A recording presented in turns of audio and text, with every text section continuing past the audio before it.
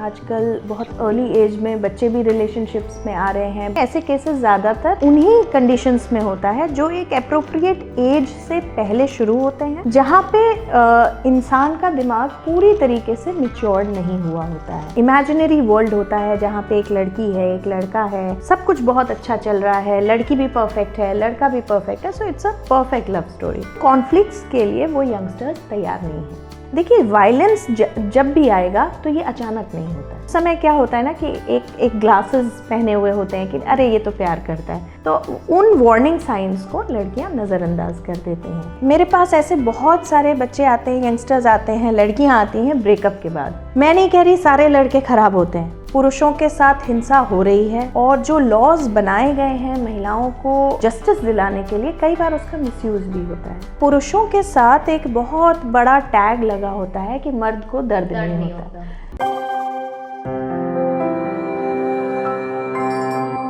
दिल की बातें तो सभी करते हैं, आज हम आपसे करेंगे दिमाग की बातें। हेलो दोस्तों, मैं हूं प्रिया और आपका दीर्घ आयु भव में बहुत बहुत स्वागत है। आज हमारे साथ मौजूद हैं डॉक्टर नेहा आनंद जी, जो कि एक साइकोलॉजिस्ट हैं।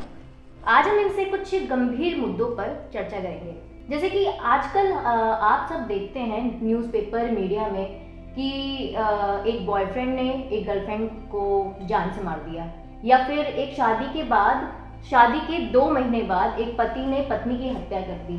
जो डोमेस्टिक वायलेंस का केस है वो बढ़ता ही जा रहा है और एनसीआरबी रिपोर्ट के मुताबिक ये तादाद बहुत ज़्यादा है और कुछ ऐसे केसेस हैं जो कि सामने ही नहीं आते।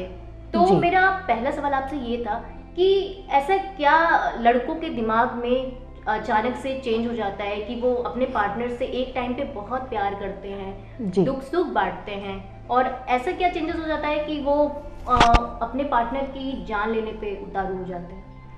जी, अमूमन ऐसे केसेस थोड़े से हटके होते हैं। अब रिलेशनशिप एक बहुत ही कॉमन चीज़ है। आजकल बहुत अर्ली एज में बच्चे भी रिलेशनशिप्स में आ रहे हैं, बहुत अर्ली टीन्स भी रिलेशनशिप में हैं, लेकिन एक परिपक्वता से पहले जो रिलेशनशिप्स आप देखेंगे, ऐसे केसेस ज़्यादातर उन्हीं कंडीशंस में होता है जो एक अप्रोप्रिएट एज से पहले शुरू होते हैं, जहाँ पे इंसान का दिमाग पूरी तरीके से मैच्योर नहीं हुआ होता है। ऑल्सो फिल्मों का प्रभाव अगर मैं कहूँ इसमें कि बहुत ज़्यादा जो हमारे यंगस्टर्स हैं उनके दिमाग में जो एक प्यार की परिभाषा है, वो परिभाषा कहाँ से आ रही है, क्योंकि आज भी हमारे देश में घरों में इन चीज़ों में चर्चा नहीं होती है। और जब घरों में चर्चा नहीं होती है तो बच्चे कहाँ से इन्फ्लुएंस होंगे, जो यंगस्टर्स हैं वो कहाँ से जानेंगे? वो टीवी, मूवीज़, मीडिया, इन सब के थ्रू अपनी एक बिलीफ सिस्टम बनाते हैं। उस बिलीफ में सब कुछ अच्छा होता है कि एक इमेजिनरी वर्ल्ड होता है जहाँ पे एक लड़की है, एक लड़का है, सब कुछ बहुत अच्छा चल रहा है, लड़की भी परफेक्ट है, लड़का भी परफेक्ट है, so it's a perfect love story. लेकिन जहाँ ही कॉन्फ्लिक्ट्स आना शुरू होते हैं, उन कॉन्फ्लिक्ट्स के लिए वो यंगस्टर्स तैयार नहीं हैं। फॉर एग्ज़ाम्पल, अगर एक लड़का है तो उसकी भी अपनी इंडिविजुअल पर्सनालिटी है, लड़की है तो उसकी भी अपनी इंडिविजुअल पर्सनालिटी है। अब इंडिविजुअल पर्सनालिटीज़ में कुछ अच्छा होगा, कुछ बुरा होगा, कुछ पर्सनालिटी इश्यूज़ में एंगर इश्यूज़ हो सकते हैं, कुछ फाइनेंशियल इश्यूज़ हो सकते हैं, कुछ एडजस्टमेंट इश्यूज़ हो सकते हैं, जो कि बहुत प्रैक्टिकल है।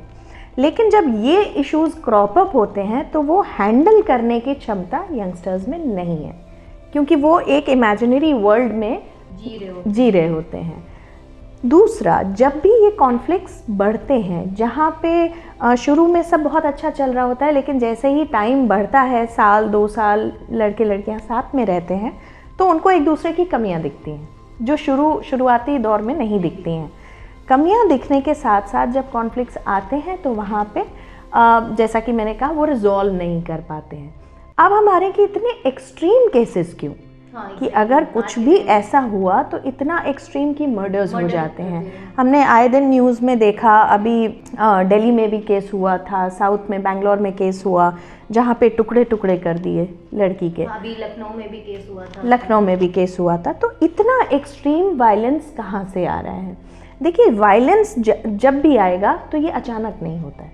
इसके red warning science, red flags ये शुरू से होते हैं। पर जैसा कि मैंने कहा कि शुरू में सब कुछ अच्छा लगता है, हम उन चीज़ों को नज़रअंदाज करते हैं। लड़कियां देखती हैं कि लड़का बहुत डोमिनेट कर रहा है मेरे ऊपर, मेरे फ्रेंड्स के साथ भी जाने के लिए मना करता है, पर उस समय क्या होता है ना कि एक ग्लासेस पहने हुए होते हैं कि अरे ये तो प्यार करता है, तो उन वार्निंग साइंस को लड़कियां नज़रअंदाज कर देती हैं। दूसरी चीज़, अगर उन लड़कों को वो चीज़ पसंद नहीं आती हैं तो लड़कियां अपनी आइडेंटिटी, उनका जो एक ट्रू सेल्फ है वो छोड़ करके वो ऐसा चेंज होने की कोशिश करती हैं कि नहीं कोई बात नहीं, ये तो मुझसे प्यार करता है, मैं बदल जाऊंगी, मैं ऐसा करती हूँ जो उसको अच्छा लगता है। पर एक इंसान अपनी इंडिविजुअल जो पर्सनालिटी है उसको कितने दिन छोड़ सकता है, और जब वो ट्रू सेल्फ आता है तो लड़के वो चीज़ टॉलरेट नहीं कर पाते हैं।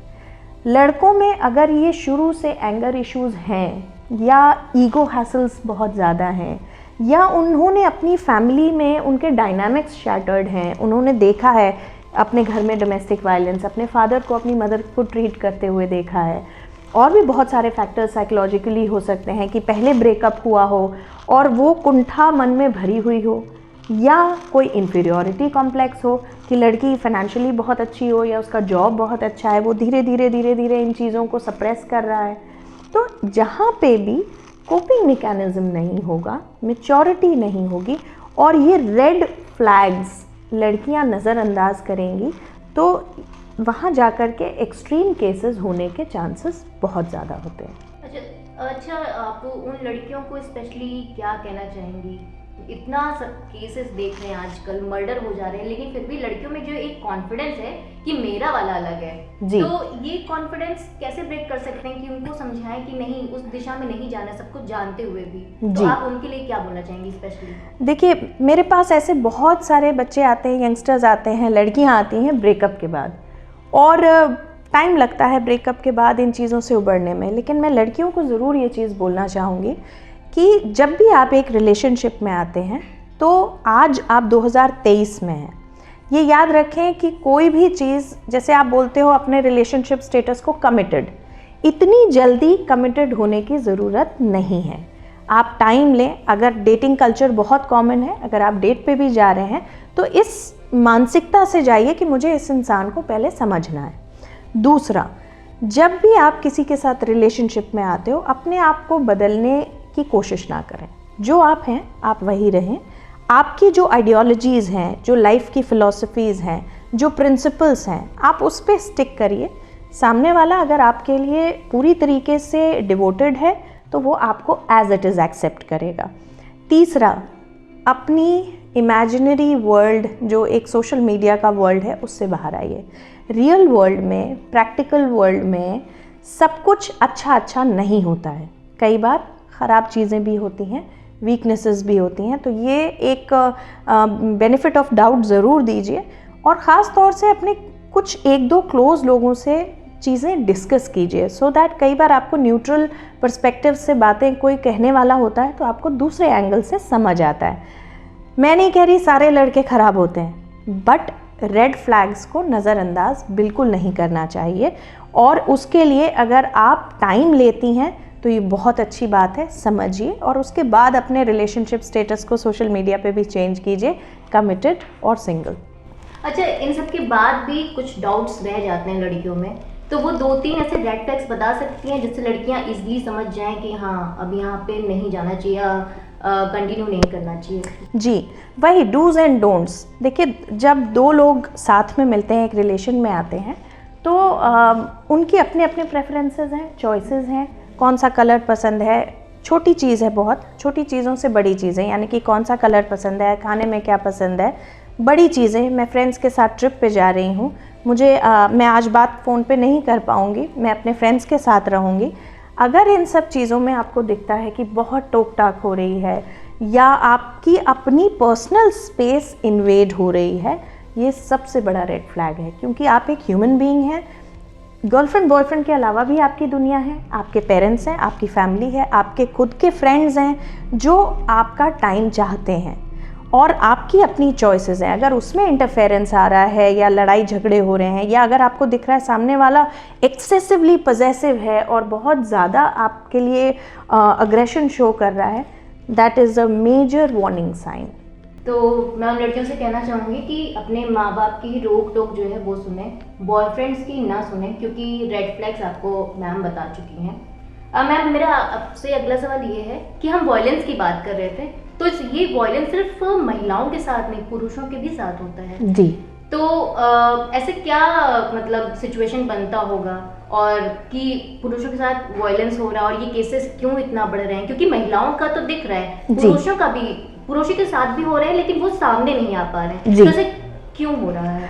देखिए, और इसी के साथ मेरा जो मैं एक और चीज़ ऐड करना चाहूँगी कि महिलाओं द्वारा पुरुषों पे हो रहा है, प्लस डोमेस्टिक वायलेंस में जैसे बच्चों को भी देखें, बच्चों पे भी हो रहा है या औरतों पे हो रहा है, उनके भाई के द्वारा, उनके फादर के द्वारा, तो ये क्यों हो रहा है और उसको कैसे रोका जा सकता है? जी, सबसे पहला सवाल आपका था कि पुरुषों के साथ भी हिंसा होती है, वायलेंस होता है।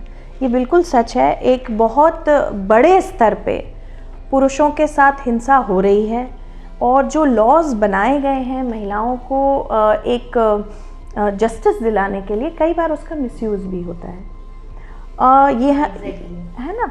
लेकिन क्योंकि पुरुषों के साथ एक बहुत बड़ा टैग लगा होता है कि मर्द को दर्द नहीं होता, ये टैग जो होता है ना, ये टैग उनके ऊपर एक अनकहा सा प्रेशर डालता है कि मैं कैसे कंप्लेन कर सकता हूँ, या मैं पुरुष होकर के कैसे बताऊँ कि एक महिला ने मुझे मारा है, या एक महिला मेरे साथ वायलेंस कर रही है घर पे, चाहे वो पत्नी के रूप में हो, चाहे गर्लफ्रेंड के रूप में हो, चाहे किसी भी रूप में हो। अच्छा, और इसीलिए जो महिलाओं के साथ जो डोमेस्टिक वायलेंस हो रहे हैं वो सामने आ जाते हैं जी, लेकिन पुरुषों के सामने नहीं आते जी, क्योंकि उनके ऊपर एक अनड्यू प्रेशर है, और वो प्रेशर है कि आप पुरुष हो, आप वीक नहीं हो सकते हो। वीक नहीं होने का जो प्रेशर है वो उनको कंप्लेन करने से रोकता है, उनको लगता है हम अपने एंड से हैंडल कर लेंगे, या फिर साइलेंस में सफ़र करते रहते हैं। वो अपने दोस्तों से भी कई बार नहीं बता पाते हैं, क्योंकि एक जज होने का जो कि मुझे जज करेंगे मेरे दोस्त भी कि अरे तुम कैसे हो, अपनी बीवी से मार खाते हो, अरे तुम्हारे साथ ऐसा हो गया, तो ये जो एक जजमेंट का डर है ना, वो पुरुषों को सामने नहीं आने देता, इसलिए ज़्यादातर केसेस दर्ज ही नहीं होते हैं। और जब तक, जैसे अगर कोई एक केस महिला जाएगी तो महिला के लिए बहुत सारे ऐसे हेल्पलाइंस हैं, NGOs हैं, बहुत सारे रिसोर्ट्स हैं जहां महिलाएं जाके अपनी बात रख सकती हैं और जस्टिस की गुहार लगा सकती हैं।